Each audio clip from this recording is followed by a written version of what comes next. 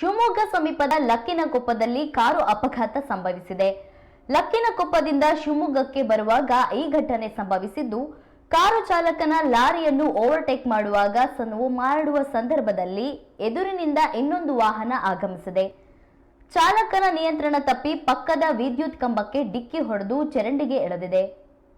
ಸದ್ಯ ಕಾರಿನಲ್ಲಿದ್ದ ಚಾಲಕನ ಕುಟುಂಬಕ್ಕೆ ಸಣ್ಣ ಪುಟ್ಟ ಗಾಯಗಳಾಗಿದ್ದು ಪ್ರಾಣಾಪಾಯದಿಂದ ಪಾರಾಗಿದ್ದಾರೆ.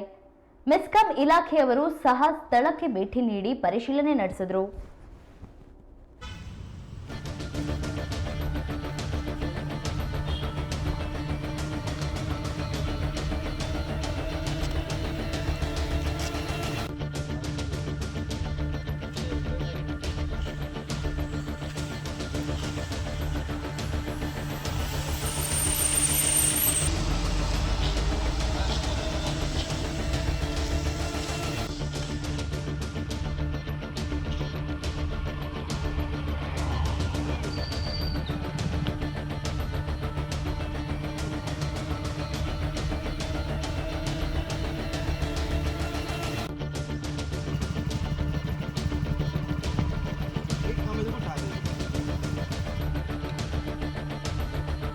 ಶಿವಮೊಗ್ಗ ಸಮೀಪದ ಲಕ್ಕಿನಕೊಪ್ಪದಲ್ಲಿ ಕಾರು ಅಪಘಾತ ಸಂಭವಿಸಿದೆ.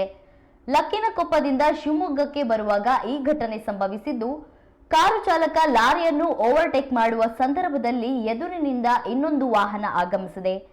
ಚಾಲಕನ ನಿಯಂತ್ರಣ ತಪ್ಪಿ ಪಕ್ಕದ ವಿದ್ಯುತ್ ಕಂಬಕ್ಕೆ ಡಿಕ್ಕಿ ಹೊಡೆದು ಚರಂಡಿಗೆ ಎಳೆದಿದೆ. ಸದ್ಯ ಕಾರಿನಲ್ಲಿದ್ದ ಚಾಲಕನ ಕುಟುಂಬಕ್ಕೆ ಸಣ್ಣ ಪುಟ್ಟ ಗಾಯಗಳಾಗಿದ್ದು ಪ್ರಾಣಾಪಾಯದಿಂದ ಪಾರಾಗಿದ್ದಾರೆ. ಮೆಸ್ಕಾಂ ಇಲಾಖೆಯವರು ಸಹ ಸ್ಥಳಕ್ಕೆ ಭೇಟಿ ನೀಡಿ ಪರಿಶೀಲನೆ ನಡೆಸಿದರು.